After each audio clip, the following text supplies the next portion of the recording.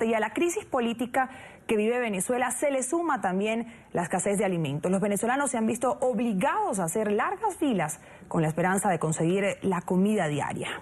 Sin embargo, en las últimas semanas algunos supermercados se han visto repletos con varios productos importados de la cesta básica que se venden a precios internacionales y que resultan, por supuesto, inalcanzables para el 80% de la población. El costo supera en algunos casos hasta 13 veces el valor del mismo artículo hecho en el país. Estas son las imágenes que continúan mostrando los alrededores de los distintos supermercados de Venezuela. Ciudadanos apostados a la espera de poder adquirir alimentos regulados en medio de la peor crisis de su historia. ¿Qué productos busca? ¿Qué productos? Los pañales de mi bebé, todas esas cosas, comida. Leche, el arroz. ¿Anaqueles están llenos de productos importados? Sí, he visto en algunos sitios, pero demasiado caro. Demasiado caro. 1 litro de aceite, 6.000 bolos. ¿Qué productos exactamente buscan? Lo común, arroz, harina de trigo, harina pan, pasta. Arroz. Arroz, ¿qué es lo que hay? Porque está escaso y uno lo necesita. Arroz, de todo que se consiga, harina pan, café, desodorante. ¿Y los anaqueles ya se encuentran llenos? No, vacíos. Están llenos, son vacíos y no hay nada. Estas colas se mantienen pese a que el gobierno ha permitido la entrada al país de productos y alimentos importados con precios internacionales. Precios internacionales que los venezolanos no podemos pagar. No podemos pagar los comerciantes para comprarlo porque nos hemos descapitalizado. Y tampoco pueden pagar podemos pagar los consumidores porque también nos hemos descapitalizado y tenemos un ingreso en una moneda devaluada. Algunos anaqueles se muestran abastecidos de arroz, azúcar, pañales, aceite, entre otros productos de la cesta básica. Una buena noticia que dura solo minutos y hasta que los consumidores observan su valor. ¿Y el sueldo mínimo alcanza para estos productos? No, para nada. Ni siquiera para las medicinas, figúrate tú. Porque las medicinas están muy costosas, inconcebiblemente, y no se consiguen. Un precio internacional que puede superar en algunos casos hasta 13 veces el costo del mismo producto hecho en Venezuela. En los galpones venden el arroz a 2.500, a 3.000 bolívares, a precio de dólar. Precios que son como incomprables para uno que es pobre. Pero uno hace el sacrificio para poder comprar. El azúcar la venden en 1.800, 1.600, 1.700. Realmente son precios muy exorbitantes para uno que es muy pobre. Bueno, la mayoría son importados y además no se consigue nada. Lo más caro todo, el arroz, la harina, el aceite, el azúcar, todo. Ganamos bolívares y lo que ganamos no nos alcanza. Sí, los precios ya todo está importado, aquí ya todo se paga al dólar paralelo. ¿Un ejemplo de algo que hayas comprado? La leche ya 1.200 el litro y no sé, el jamón, el queso, ya todo es importado acá. Trajeron productos de afuera y un arroz que es de Tailandia, de por allá, de Vietnam, es que 3.500. ¿Ah? ¿Quién va a comprar eso? Entonces tú cobras 10.000 bolívares, y compras 2 cosas y te quedas sin más nada. Arroz importado, pasta importada. ¿Y el sueldo, si es sueldo mínimo, le alcanza para comprar eso? No, realmente no. 80% de los ciudadanos estarían imposibilitados de poder adquirirlos por el bajo salario que perciben.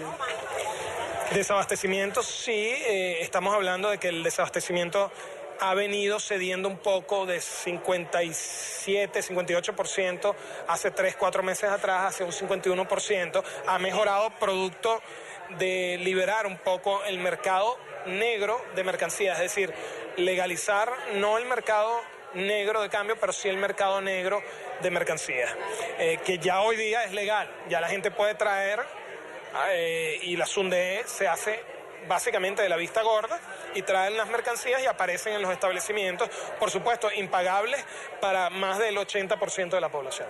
La mayoría de estos productos son traídos de Vietnam, Italia y Turquía, destruyendo aún más, asegura Fede Cámaras, la producción nacional y generando una competencia desleal.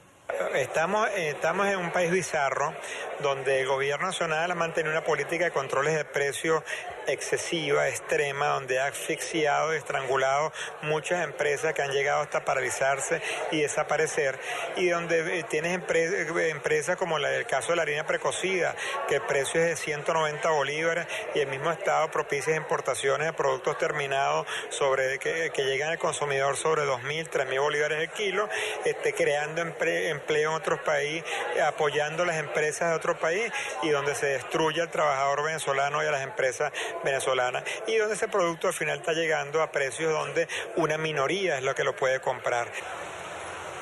Disfrazar la escasez sería la estrategia del gobierno según la Asociación Nacional de Consumidores y Usuarios. Si él llena los anaqueles con productos, aunque no lo pueda comprar la gente, uno de los problemas está resuelto. Ya no se hablará de escasez y de desabastecimiento porque estarán en los anaqueles los productos. Entonces estaría resolviendo parcialmente un problema. Ahora, en el fondo, el ciudadano se queda sin el producto y estamos en una situación igual o peor, porque qué triste es ver un producto y no poderlo comprar. Porque el que está sufriendo es el pueblo. Los demás comen bien, viven bien y todo, pero nosotros estamos sufriendo. Yo estoy muy enferma de la atención, enferma de la circulación, enferma de todo y no encuentro las medicinas, me estoy muriendo. Aunque resulta inimaginable, señala Fede Cámaras que si no se corrigen las políticas económicas, este 2017 será mucho peor para los venezolanos que los años anteriores. Desde Caracas, en Venezuela, para NTN 24, Nicole Colster.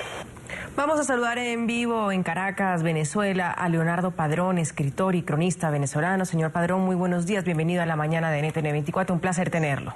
Buenos días, igualmente, un placer para mí, mucho gusto. Muy gentil. Directamente, sin entrar a muchos detalles de lo que han sido todos estos años en Venezuela, yo quiero preguntar hoy si resulta imposible ser optimista hoy por hoy en Venezuela. Bueno, fíjate que yo me suelo declarar como un optimista crónico y tengo ahorita mi optimismo en terapia intensiva, ¿no?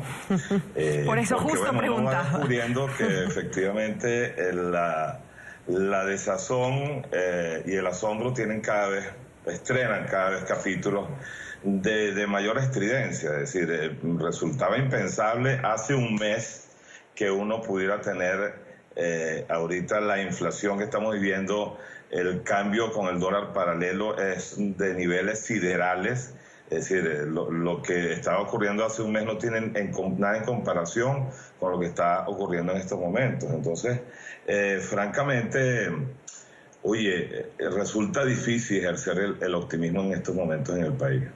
Ahora, Leonardo, leyendo el artículo que hacía referencia a Andrea, que escribiste en las últimas horas, también leo el asombro que dices tener ante la actitud o lo que tú calificas el desatino de los líderes opositores frente a la situación que se está viviendo en Venezuela, esa emergencia que viven los venezolanos que necesitan soluciones ya y no a largo plazo.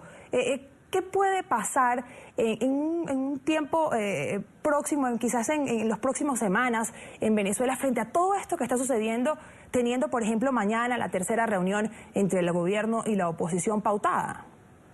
Sí, bueno, fíjate que yo siempre he sido como muy pro mood, o sea, siempre he estado tratando de respaldar los movimientos de los líderes opositores y sobre todo en función de evitar que ocurra aquí un descalabro de violencia, ¿no? Pero yo he sentido sin duda alguna que el diálogo, la propuesta de diálogo terminó siendo una emboscada que enfrió la calle y enfrió lo que es la vía para solucionar el clima de desesperación que acosa en estos momentos al país. En estos momentos estamos marcados por el reloj del hambre, por el minutero de la desesperación, por la cuenta regresiva del ya no puedo más. Entonces, definitivamente, los líderes de la oposición se tienen que conectar con ese reloj.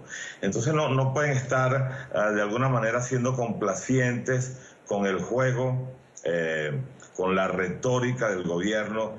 Hace días, Nicolás Maduro, en una locución, tuvo la desfachatez, el cinismo, que no tiene otro calificativo, de decir que él pensaba dialogar hasta el año 2020.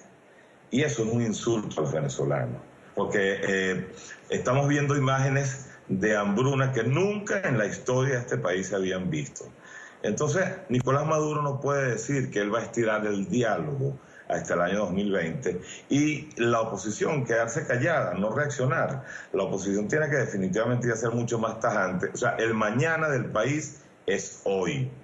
No hay mañana si hoy no lo asumimos con la urgencia del caso. Ahora, usted usa una palabra muy interesante, que esos diálogos resultaron una emboscada. Yo le pregunto si fue una emboscada en la que cayó la oposición por ingenua.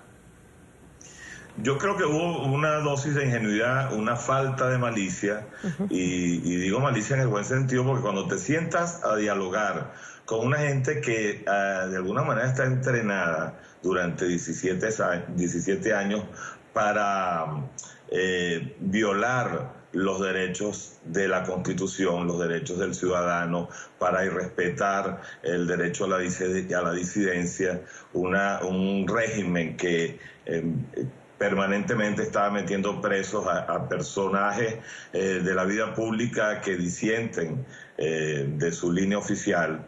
Tienes que sentarte a dialogar con ellos con cierta malicia, sabiendo que el personaje que está frente a ti no va a respetar las reglas de juego necesariamente. Entonces, además, el gobierno, el régimen ellos están atrapados entre el dogma y la incompetencia. Hay una dosis dogmática de principista, que ellos sienten que la revolución tiene que ser fiel a sus principios más ortodoxos.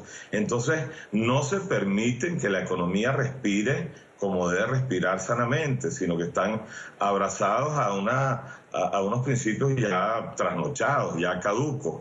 Y por el otro lado es la incompetencia. Uno ve una cantidad de personeros del gobierno que no saben hacer su trabajo. Por eso yo decía en ese artículo que a ellos hay que despedirlo. Cuando alguien no sabe hacer su trabajo hay que despedirlo, comenzando por el presidente de la República. Eso lo tiene ya claro todo el país. El 80% del país, todas las encuestas lo dicen, incluyendo las encuestas del gobierno, dicen que ya el pueblo salió de la hipnosis que generó Hugo Chávez con su palabra y con su discurso populista. El pueblo se dio cuenta de la estafa. Entonces quieren ya despedir tanto al presidente como a su gabinete ministerial. Por eso ellos eluden todo evento electoral, porque saben que van a ser absolutamente derrotados. Entonces, la oposición tiene que conectarse con eso de una manera como lo venía haciendo quizás en el mes de septiembre y octubre.